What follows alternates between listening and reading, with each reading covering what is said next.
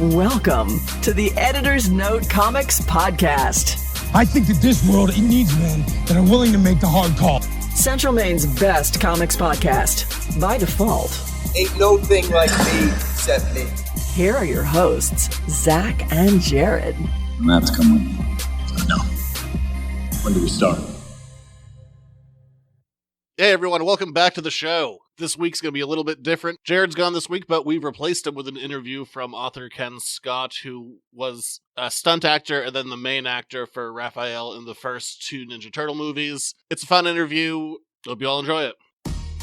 You got a suit? And suit up. Now an Editor's Note exclusive interview. Hey everybody, today I am joined by Kenn Scott, best known as the on-screen Raphael for the first two Ninja Turtles movies. He's put out a book that's currently available, Teenage Mutant Ninja Turtles, Becoming the Reel Raphael. If you check it out on Amazon, it currently has nothing but 5-star reviews. So Ken, thank you for coming on the show this week. Absolutely. Hey, Zach, I hate to be a stickler for details, but the actual title of the book is Teenage Ninja. Oh, I literally am staring at it, yes. Teenage Ninja to Mutant Turtle. Right on. So there we go. Great start. Yeah. I got the title wrong. Yeah, it's all good. But I couldn't have planned a better week to be talking about literally movie Raphaels. This week, not only, aside from your book, which is currently available, also The Toys That Made Us came out with the Ninja Turtles episode this week, which has your figure literally front and center as one of the things that they're doing, but also it's so interesting. Sorry, I didn't mean to cut you off because No. You got me excited. So many people are sending me pictures on social media that apparently they used a behind-the-scenes photo of me and Ernie Reyes Jr. and Pat Johnson, the stunt coordinator from that film, in that actual documentary. I have yet to see it, but I keep getting all these screenshots from it, so I'm sure it was pretty cool, and I'm looking forward to seeing it myself. Yeah, and both of those guys loom large in your book. Yeah, very much so. But also this week we had the most recent movie, Raphael, Alan Ritchson, come out saying how much he truly hated his filming experience on the two most recent movies. Wow. So if there's a week to be talking movie Raphaels, it is literally this week. It's Rap Week here with Zach. Yeah, apparently. Just to kind of keep it, nice and generic going in, do you just want to give a quick summary of kind of what the book is that you've put out? Well, Teenage Ninja to Mutant Turtle, Becoming the Reel Raphael, is basically my own story of how I became Raphael in the Teenage Mutant Ninja Turtle movies, and then all the behind-the-scenes stories of what it took, from my perspective, putting those movies together. So it's a lot of fun. It's a bit of a coming-of-age story about a kid who wanted to be an action hero in the movies his whole life, and then through every hook and crook and trick and thing I could do to get there, I found myself in a big green rubber suit playing Raphael and having the time of my life. So it's what some people would call a memoir, but it's a turtle noir, I guess. And hopefully the turtle fans and everybody else can dig it too. Yeah, which I think even that's selling a little bit short, because it's not just, here's a guy that auditioned to be Raphael and, and the rest is history. Like, it's a journey. I mean, literally, we see the starting points. You do a bunch of stuff before the movie talking about your personal life growing up, getting into karate, why you got into it, and the audition process, which was not for Raphael. It was essentially for a martial arts extra. Yeah, I was actually, first hired to play one of the foot soldiers. And for those that know the movie, the Foot Clan are the evil army of ninjas that work for the Turtles' arch nemesis, the Shredder. And the movies themselves were shot in North Carolina, which is where I grew up. And so that was very fortunate for me. And through different things that happened, I started as an extra being one of the foot soldiers, and through various adventures, eventually found myself being Raphael. But going back to what you mentioned just a moment ago, yeah, it's not just the story of, hey, I was in Hollywood and I got a job. Here we are behind the scenes of the movie. I think it was important to share what my life was like leading up to the movies because it was my dedication to my goal of wanting to be an action hero in the movies. Some people grow up and want to be doctors or lawyers or airline pilots or whatever they want to do. I wanted to be Jean-Claude Van Damme and Arnold Schwarzenegger and Jackie Chan and all that kind of rolled into one. So everything I did through my youth and school and high school and even college was geared towards trying to be a movie action hero. And by taking all those steps and following that dream and doing all the things that it took to pursue that, that put me in the right place at the right time with the right people for everything to kind of work out and fall into place to become Raphael. So the movie doesn't start right with action on the first movie. It starts a little bit before that. And to be honest, I was a little bit nervous when I first wrote the book that people wouldn't care about that stuff. And that's okay. People aren't necessarily interested in me as a person. Most of the fans out there are interested in Raphael and what does it take to do Raphael, be Raphael, and all that kind of stuff. But then once the book kind of came together and people started reading it and seeing how that first little bit of the story leads up to the movie, it's actually gotten quite a lot of really super positive reinforcement and feedback, which is great because it wipes away any insecurities I had as an author putting this thing out there. But it also made me feel good, like, okay, people are interested in the story. So it's a little bit of a coming of age story of somebody pursuing their dreams and growing up, and it just so happens it culminates with being a Ninja Turtle, which is super cool. Yeah, the early stuff is very interesting because you talk about just this is why I get into martial arts, and then these are my goals, and then you have these weird setbacks of like, and then I went to college and I gained weight because I was in college and I was enjoying it. Right. Which I think because you have a number of chapter breaks, and I think probably my favorite one, and I might be not getting it quite word for word, is and then I got fat. Which is so honest. And that's such an honest, just reaction to the situation at the time. Yeah. Well, and I appreciate that. I think that's one of the things that I really feel best about the book is that it's my honest take on what transpired, and there's nothing about when you're trying to be an action hero, you're trying to be cool and you want to fight, and you want to look good on screen and all that stuff. And then when you're in Hollywood and you're trying to be an action hero, there's a lot of ego involved in that, and there's a lot of guys that want to be action heroes, and they're all muscular and they can all kick, and girls too. They can all kick real high and they move real great and everything, and they think they're the greatest thing since sliced bread. And so did I. But then after you've done it and after you've lived your life and you've had the trials and tribulations and the victories and the defeats, to be able to look back at what you did with an honest take and say, hey, you know what? I made a mistake here. Or this is where I did something dumb in my life. Or, man, did I get lucky here or what? And I think there's something about that take of just saying, hey, look, this is what I did. This is me, for better or worse, bare and naked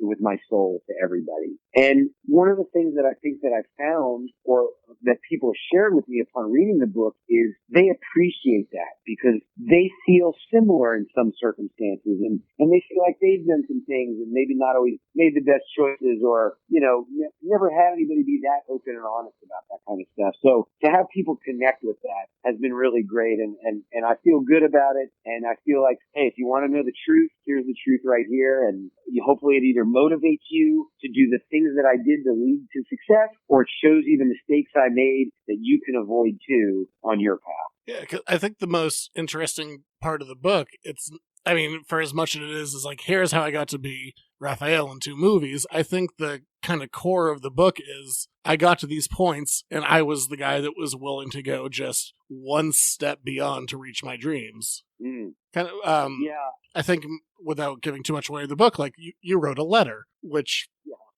just seems like the absolute nexus of moving from beyond just, guy who's excellent at martial arts to guy who's putting himself out there to try and grow his career and move beyond that, which is kind of a fantastic element of that.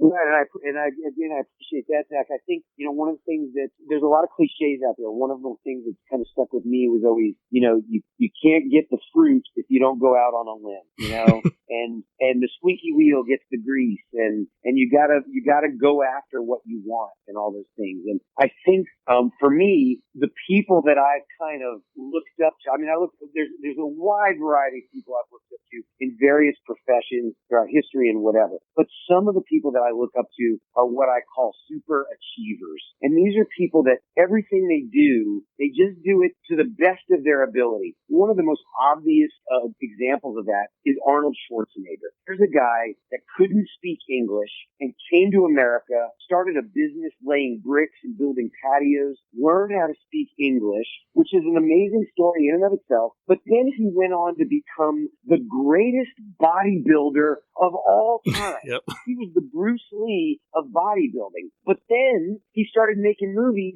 and he became the biggest movie star in the world. And then he became the governor of California. And he married into the Kennedy family. I mean, everything this guy does, he does at the biggest, best level. And there's many other people that aren't in the entertainment industry at all or whatever that also do the same thing. And the point is, whenever they found opportunity or something they wanted, they would set their mind on it, make it their goal, and then they just would do whatever it took to get there. And so I get motivated by that, and I see in life the things that I want, and I had in the past, and I was like, all right, what do you got to do to make that happen? What do I got to do? I want to put all my energy forward. In the book, we talk about the law of attraction. And in the law of attraction, you're putting your vibration out into the universe. Well, you put out whatever vibration you want because those are the vibrations that are going to come back to you. So if you're putting out a crappy vibration about how bad everything is and sucks and whatever, well, then you know what? Everything is going to suck. It's going to be bad because that's what the universe hears from you, and it's going to echo that. But if you put out positive vibes and go after your dream and take positive action, the universe will recognize that. Now, some people may dismiss that as hokey-manokey new ageism or something like that, but for me, I truly believe that, you reap what you sow.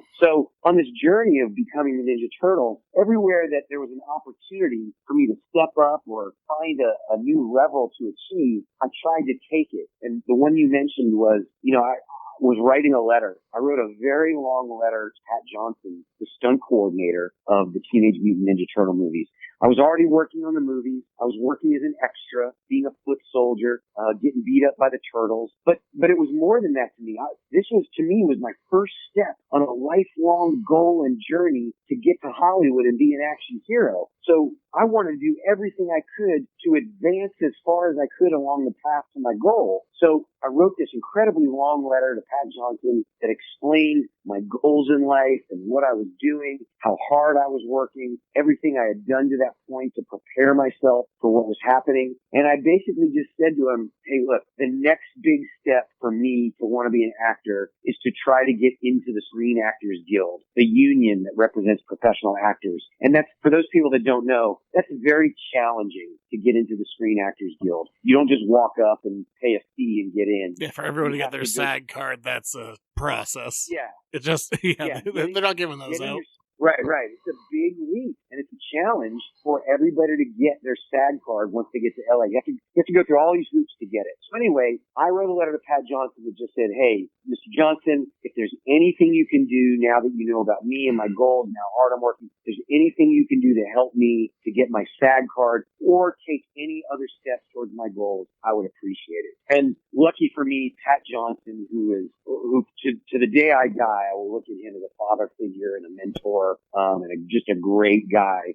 He heard me, and he heard the message in my letter, and as people can read in the book, things kind of worked out, and he helped me along after that. Because initially you weren't cast as Raphael, but you did talk to people and you worked your way up, and this is just a random shout out for one of the cooler moments. You probably get to do the most martial arts as a foot soldier with the nunchuck scene, which stands out as kind of one of the highlights of like, oh, here's a guy who has like real bona fide talent. Yeah, it's interesting. People find out that I'm Raphael and they want to talk about that. But then when I share with them actually how I started as a foot soldier. And technically, if you watch the credits of the movie, I'm in the credits as Talkative Foot number 2.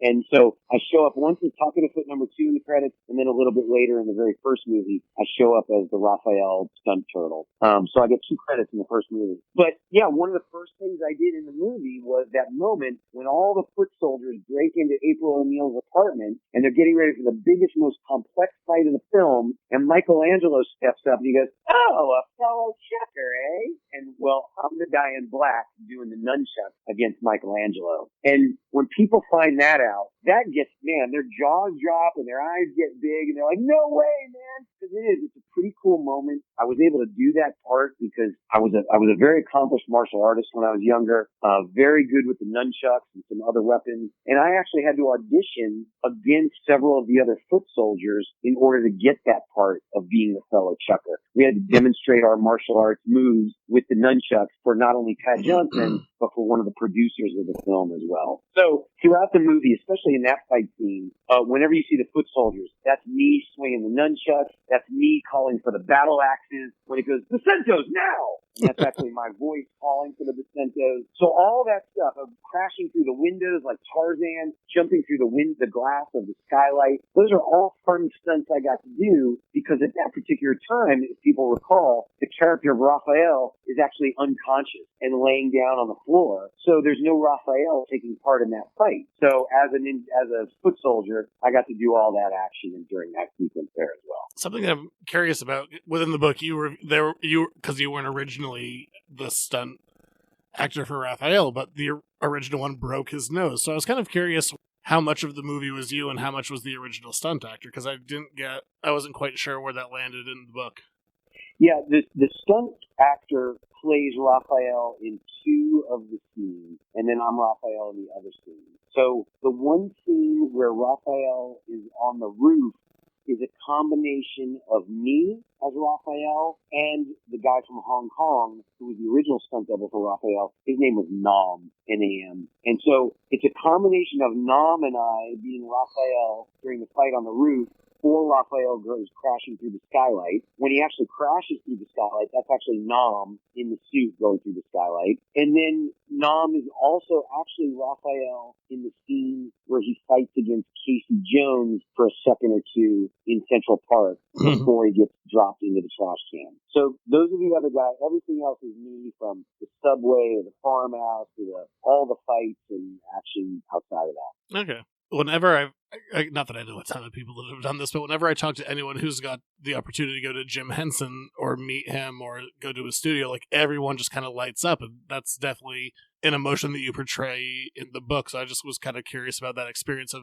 going to Henson's studio, which is this big secret location that no one, I'm sure it's out there online if you really search, but I know it's supposed to be a big secret of where it is. Yeah, well, there's a couple of different Henson groups or headquarters. There's one in Hollywood, and you can just see it. It's a movie studio. It used to be Charlie Chaplin's movie studio back in the day. Now it's owned by the Henson Group, or at least it was a few years ago. And there's a big stuffed Kermit sitting on top of the roof, so you know it's Henson. But in London, where they actually made the Ninja Turtle suits and where Jim Henson had his own personal creature shop, that's where we went to get the Ninja Turtle suits made. And for me, I was fresh out of college, and so I was just amazed. I couldn't wait to see where they made Muppets and all this. And I expected that I was going to drive into basically what would be like Willy Wonka's chocolate factory. I thought it was going to be crazy animals and weird, right? Just a circus for my mind. And what ended up happening was I get dropped off from the airport, and I'm standing outside this just like plain,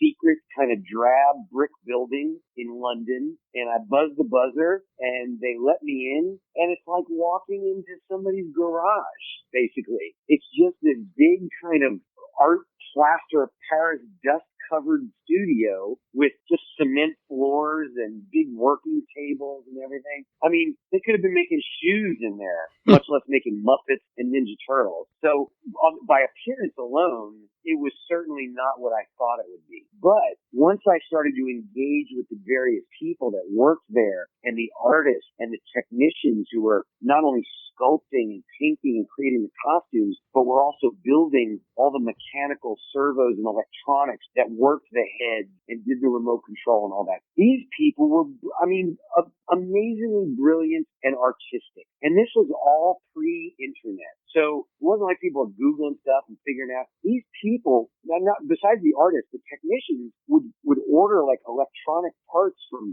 Radio Shack or manufacturers or wherever they would get them from. And they would I saw them do this. They would just open these boxes of circuits and circuit boards and stuff. They wouldn't read any directions. They wouldn't do anything. They just started soldering them and putting them together and slamming them together and trying to figure out how to make Ninja Turtles come to life with this stuff. So I got to see some incredible magic take place with all the people that work actually at the Henson Group. Now, while I was in London, I never saw Jim Henson. He was not there, nor was his son Brian, who was the second unit director on the first film, and a great guy to hang out with. Because Henson passed away relatively close to the production of the film, I think. He passed away after the production of the first movie, before the production of the second movie was taking place. So basically, when I was on the set during the first movie, I was a stunt guy, and so I had not been to London at that point during the first movie. That was only during the second movie that I got to go over there. So for the first movie, I was just a North Carolina kid hanging out on the set, doing my stuff, and then all of a sudden, all the other turtles, they had been working with Jim Henson and got to, meet him and hang out with him. Well, one day, we're working on the set, and somebody goes, "Hey, look, it's Jim Henson." And in comes Jim Henson, walking into this practice soundstage where we were all hanging out, practicing the fight choreography. And man, he's a tall guy. He's over 6 feet tall, and he still had that kind of 70s look of long hair and a beard and stuff like that. But when you look at him, and you'd known him, I was 21, 22 at the time, and I grew up, I loved Sesame Street. I loved the Muppets. I loved the Muppet Show. So I knew who Jim Henson was. I knew the characters. I knew everything about it. So when he walked in, to me, that was as good as seeing an action hero like Arnold Schwarzenegger. Even more iconic in some ways. Everyone has so much reverence for him. Everything he's done, he's touched everyone. Yeah, and so when he came in, I had a brief encounter with him. I got to meet him. I said hello. We spent just a little bit of time kind of talking in a group of people and all this kind of stuff. And then he went about his important business, overlooking, his children basically on this movie. But the time that I was with him, you can see why he is who he is and what he has done to become what he became. He just has a spirit that emanates like a good feeling and a goodness and a kindness and an artistry and a creativity. And it came out in the way he talked and the way he treated you. It was like he was like a combination of like Bob Ross, the painter from Yep. PBS, and like Mr. Rogers. He was just a really good, energetic soul to be around. And it was super sad that we lost him so quickly after that. But I feel so blessed that I had a chance for my path to cross with his. So after the first movie where you ended up taking the place of the stunt actor for Raphael, in the second movie you end up becoming the main actor, which is, a hell of a resume credit. Well, it certainly seems that way, especially to the outside world. For me, who was pursuing my goal of being an action hero in the movies, being inside a rubber turtle suit, or should I say a foam latex turtle suit, to be technically correct. Being inside a foam latex turtle suit, to me, was just the next step towards the next thing. I mean, this was my first job out of college. So it wasn't like I was in Hollywood and knocking on doors and being a starving actor or anything like that. I graduated college. I got a job working on the movie. I became Raphael, and it was just unfolding. So cut to a year later, when the first two movies are now in the can, they've already been released, and I'm now living in Hollywood trying to make it as an actor. Sure, at the top of my resume it says Raphael, Teenage Mutant Ninja Turtles, but you know what? Nobody can see your face. You're not really, nobody who's looking for actors to be on Melrose Place cares if you were in a Barney costume or a Ninja Turtle costume or anything like that. Yeah, because you bring that up in the book where you're talking about wanting to get your face on screen in the second movie. You talk about earlier in the book, I think as every extra wants to do is like, how can I get my face on screen? And then in the second movie where you have a very obviously one of the most significant roles, literally one of them, trying to move that. So yeah, I can understand that. Yeah, so it was, you talked about one of the other guys that played Raphael recently, and what a tough experience he had doing it. And overall, it is hard. I can't tell you what those guys went through doing motion capture. I mean, I know it's hard work. I'm going to gamble that being inside a 65-pound foam rubber suit and doing the martial arts and all that kind of stuff is probably as challenging, if not, dare I say, maybe a little bit more. But it's hard freaking work. And I try to make that clear in the book. I try to let people know, hey, there was oxygen tanks and nosebleeds and passing out and all that kind of stuff. that. I mean, But I even remember that, like, at the time hearing those stories, and, I was fairly young at the time of hearing these stories of people passing out in the suits, and... yeah, it was rough going, and it was hard on us, and luckily we had sort of people that were advocating for us. On the first movie, Judith Hogue, that played April O'Neil, she even got into it a couple of times with the producers, I believe. I don't want to talk out of turn or say anything. I wasn't in the room when it happened, but she really stood up and fought for the turtles' well-being because she saw how difficult it was and physically challenging and exhausting it was. And she kind of tried to protect the performers and make sure they had time to rest and had periods between shooting, catch their breath and cool off and all that kind of stuff. So, yeah, tough work. Thanks to Judith. Something I was curious about, in the book you talk about, you did an interview very early on after the first movie, and you put photos out of, like, here's me without the head on and all this stuff. You got this kind of unsuspected blowback. I'm curious, with the book out, what kind of the reaction for the people involved in that production have been. Like, I'm sure there wasn't a blowback, but just kind of curious of what people's thoughts are on it. Well, I'm not going to lie to you, Zach. I don't know what some of the people's thoughts are on it. There's a few people in the book that I reached out to, and I said, hey, I'm writing this book. Is it okay if I write about you and use your name and all? And other people, I didn't ask because the things, I don't, I share a lot of behind-the-scenes stories, but I'm not really vilifying anybody, or I don't. No, I don't think so. I don't think I embarrass anybody or say anything like that. So no, if anything, I know who to drink tequila with now. Yeah, exactly. But outside of that, look, people can look these people up on the internet. So it wasn't like I could change their name or anything like that. So I just kind of went for it. And I figured, 30 years later, I tried to give reverence to everybody that I felt deserved it. I mean, Pat Johnson. Him especially. You definitely blow him up in a big way for just being talented and strict and professional. And yeah, you definitely, I think, give him his dues. Right. So I'm hoping that whether it's Terry Leonard or Pat Johnson or even some of the producers or anybody else, I'm hoping that anybody that reads it sees that what I've done is tell my story from my perspective about my life as best I can. And those were characters and figures and helpers and everything that came through the world. And I tried to give them as much respect as I possibly could. So I'm hoping everybody's cool with it. I think it's I think the book's a tremendous amount of fun as far as I'm concerned, especially for Ninja Turtle fans and people that know the movies. And for people that worked on the movies and are in the book, I think it's probably a good trip down memory lane. Mark Casso, who actually played Leonardo in the second and third movies, he read the book and he just he called me up and he said, Ken, so many things I forgot about. This was a great trip down memory lane. He totally enjoyed it. So hopefully everybody else does too. Yeah, you go through this whole process. You do the first movie, you do the second movie, and then, so I guess the last time you did it was for the kind of infamous Barbara Walters interview. Yeah, well, Which, I don't want to give too. We're breaking down the whole book here. I don't want to give too much. No. You paint her in a very positive light, but boy, that's a weird interview.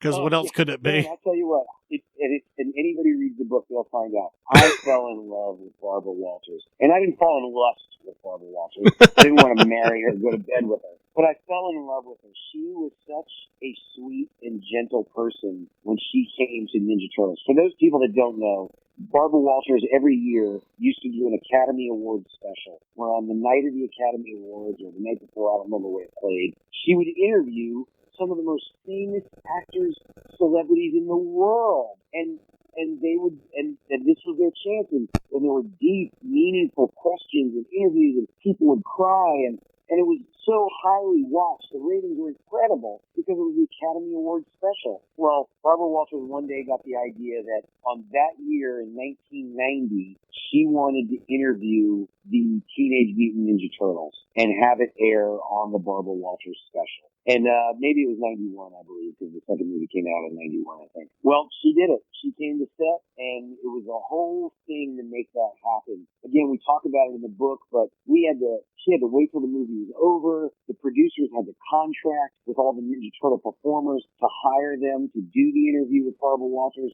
So there was all this crazy negotiation going on. It's insane. Like, what had to go into that? Like, no one ever would have known just like watching it, like, oh, this is a fun thing to check out. But man, the amount of work that had to go into putting that all together is insane, which you can find out if you read the book. Yeah, so the logistics, the money, and the negotiations that had to go in to shooting that like 8-minute Barbara Walters interview was incredible. But man, it was great. No, I mean, everything about her. And like I said, I think the main focus of the book for me, like my take coming out of it, is it's not just about someone who got to play a role in a movie. It's about a guy that just kept on taking that one step further than everyone else to build up his own career and clout, and it all paid off. Just the guy going, I have the skill to do this thing. Why don't I put my neck out there? So I think it's a very inspirational book from that angle. It's not just about, I played Raphael in 2 movies. Right. Which I think is something that everyone can kind of aspire to, like hear that story, just like, oh, if I just go kind of one step beyond, which isn't even like crazy steps, like I wrote a letter and I talked to people that would be able to help me. It's a fantastic story. Yeah, and thanks for that. I hope that it can inspire somebody, and I mean that truly.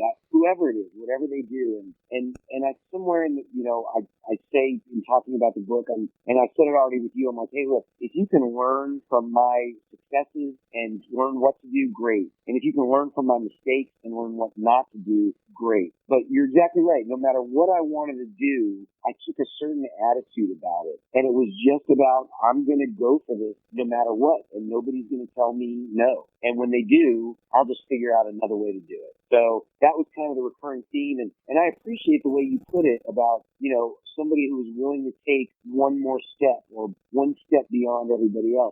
I never really thought about it with those words, but as I go and I'm invited to places to talk about the book and things like that, I think that's a great way to put it that people can actually grab onto. So yeah, hopefully that'll show some people that, look, if I can do it, anybody can do it. So for you, I assume whenever you do conventions, I'm sure you'll have the book there with you, but aside from that, what would the best place be to find that? Would that just be Amazon? Yeah, as of right now, the book, as you and I are talking at this particular day, the book is only available on Amazon. It's available both in Kindle or ebook versions if you have any kind of ebook reader, and it's available in paperback.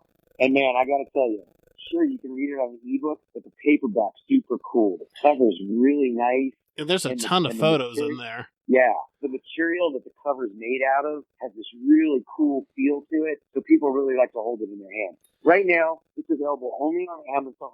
It's available only on Amazon, but soon it should be available in bookstores and Barnes and Noble and all over the place. It's being uploaded and distributed to another book distributor around the world, but that hasn't happened yet as we're speaking. That'll be a few more weeks, if not another month or so. Yeah, and like I said earlier, literally this book has nothing but 5-star reviews. Exclusively 5-star reviews. So if that doesn't tell you something, I don't know what will. Like, everyone who's been reading it has been enjoying the book. I can't tell you how thrilling that is for me. Sorry, I didn't mean to cut you off. No. But as I look, I'm like anybody else. I love validation. Yeah. I like that kind of stuff. So to be able to see the ratings come up and to see that it's just 5-star after 5-star, it gives me goosebumps personally, just because it took me 2 years to write this book, and it was a lot of work. And at the end of 2 years, I'm bearing my soul. I'm telling people about my life, my vulnerabilities and all that. So to see that come through is super cool. The part where it gets a little bit crazy for me is I start to get obsessed with looking at Amazon and going, are there any more reviews? Are there any more reviews? Yep. No, I understand like that. An Amazon watcher, and I got to break myself of that. But it is a very personal story. It's not just about one thing, but it's about growth and getting into this and the effort that it takes to, accomplish the dreams that you have. And with all of that, it's more than just talking about the movie. It's just a very compelling story, and I think it's well worth reading. Well, I appreciate you putting that out there, Zach. I hope everybody that's listening to us today can go to Amazon. The easiest way for them to find it is to go to Amazon and go to the search bar and just type in my name. It's Kenn with 2 N's, Kenn, last name Scott. And if you type in Kenn with 2 N's or Kenn Scott, it'll auto-populate the Kenn Scott book, and then just click on it, and you can't miss it. It's a green book with a big red Raphael bandana across it and 2 cross sides on the front. Very easy to find. And just one more time for the sake of it, I'm going to get it right this time. Teenage Ninja to Mutant Turtle, Becoming the Reel Raphael. Yep, that's it. That is the title of the book. Kenn, thank you for talking to me about this. It is honestly, I think it's a very inspirational book of just, like I've already said it, but just going for the things that you were trying to go for, like setting a goal and just being willing to take that extra step to get there, I think is an incredibly important message, and it makes for a very engaging story. And also, there's a near-death experience in this. I don't want to give everything away, but that's kind of the hook. But also, spoilers, he doesn't die. Yeah. Well, I really thank you so much for putting that out there, Zach. I appreciate everybody taking time to spend time and listen to us today, and I appreciate you sharing the book with that great message behind it, and I hope everybody can get a chance to enjoy it, and maybe we can talk more about it in the future. Yeah, you do kind of tease at the end, like maybe there's another story here. Yeah, well, I'm not going to lie. I've based on the success of this book, I am now into the second book. Oh, really? Oh, okay. writing I wanted, because yeah. you do literally say it, like, towards the end, you're like, yeah, that's a story for another time. But apparently that story is happening. Yeah, I'll just, as a real quick follow-up, most people don't know this about me because they're mostly focused on Ninja Turtles. But when Ninja Turtles was open, I ended up moving to Hollywood to pursue my dreams. And within a year, I got my first starring role in a karate action adventure movie that was written specifically for me. And it was made by the same people that made Lionheart with Jean-Claude Van Damme and Nemesis with Olivier Gruner and so on and so on. And it was great, man. I was the star, and actually I wasn't even in a turtle suit. It was called Showdown. The movie's called Showdown, and it was basically a ripoff of Karate Kid, and I was Ralph Macchio character. And instead of Mr. Miyagi being the landlord of a building and taking care of Ralph, it was Billy Blanks, who founded Tai Bo. He plays a former cop who's now a janitor at a high school, and he sees me get beat up, teaches me karate, and I win the girl and all that stuff. So I went on to star in Showdown, and it's crazy the same crazy way I ended up becoming a Ninja Turtle. I found and created my own destiny in order to get this movie made, and did all this stuff created a fake acting agency and just everything. But I got all the way to doing that, and then after that, I was able to go out and raise money, and I wrote and directed my own feature film, kung fu action adventure stuff. So many things happened. I went on to have a whole 20-year career in Los Angeles in the Hollywood film and television business, just writing and directing and acting and stunts and stunt coordinating and all that stuff. So a lot of crazy stories, a lot of weirdness, a lot of fun, and people seem to really enjoy the stories in this book and have asked for more. So I'm going to champ at the bit here and get down and see if I can crank out another book. Hopefully it won't take another 2 years. Well, just for the heck of it, because this is something I was curious about. You talk about that there's a lot of water weight loss because the suits are super hot, which is the question you get asked the most. But I was curious, because you do have to get very specifically fitted for these. Was there ever any concern about muscle mass buildup? Because you're wearing an extra 120 pounds. I got to imagine that you're packing on some muscle at least. Oh, no.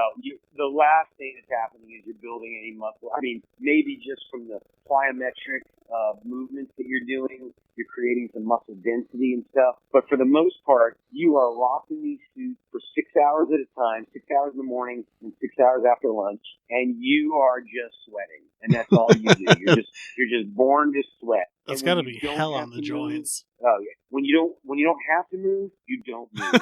You just sit around and you lay your head down, or you just and then when it's time to go do something, you move as little as possible until it's time to really explode, and then you go do it. So if anything, it kept us all super lean. But yes, because we were so exhausted, I will say this: you are right in the sense that there was no time to work out when you're being the actual turtle in order to maintain your muscle mass. Yeah, but if you're packing an extra 120, then that'll probably take care of it. Yeah.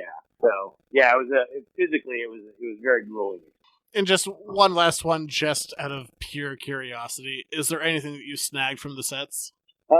Yeah, and I'm sure some of this is mentioned in the book, but I got the things I got from that movie that I walked away with. Let's see, I'm sure I can name a couple of them. I did walk away with a pair of Raphael turtle hands, the green foam latex hands. But what I didn't realize is that foam latex is a very delicate, unstable compound. So when I put it in a box and put it in the attic to keep it safe, little did I realize the heat would actually disintegrate them and turn them into just a pile of powder. So I ended up with no turtle hands. I did walk away with a pair of the size, Raphael's original size. Yep. I walked away with an original movie script from both movies, the first and the second. I got my crew jacket, my crew t-shirt. I got my original badge to get in and out of the movie studio, and I still got that. At one time, I had the bathrobe that had my name on the back of it. Kenn Scott, Raphael. Actually, I said Ken Traum. Yep. That was my name at the time. So I just walked away with various accoutrements like that. Basically, at this point, I've got the script, call sheet, the size, and my crew jacket and a t-shirt. Yeah, I don't know. You get into it a little bit, but the third movie, I know there's been a suit that's gone around for auction a couple of times, and it is terrifying. It looks like a zombie going up for auction because it's just disintegrated so much over the years. Yeah. One of the scariest things in the world. Seeing, 25 years later. Those suits from the third movie weren't quite the same as the suits from the first two. No, because that wasn't... Henson was out at that point, I think. That's correct. It was made by a whole different organization at that point. So if you look at the movies back to back and really compare it, you can see the shapes of the turtle faces are different, paint jobs are different, close enough that a lot of people might not notice. No, I mean, nothing is... I mean, you're not getting the Henson quality. I mean, that studio, it's earned its name. Right, yeah. So one more time, this is Teenage Ninja to Mutant Turtle becoming the Reel Raphael with Kenn Scott. Ken, thank you so much for coming and talking about all this.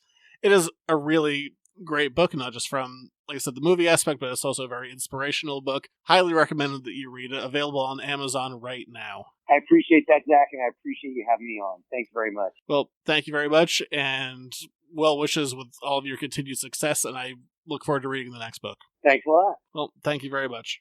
Thanks again to Kenn Scott for coming out and being on the show. As always, if you want to get more information, everything can be found at editorsnotecomics.com. If you want to get the show a day early, it's up on Patreon for a minimum of $1 a month. Patreon.com/editorsnotecomics also includes my other show, The Buffy Back Issue Bin, which comes out a whole week early on Patreon, plus exclusive podcasts over there. Everything else, Facebook, Twitter, and that's about it.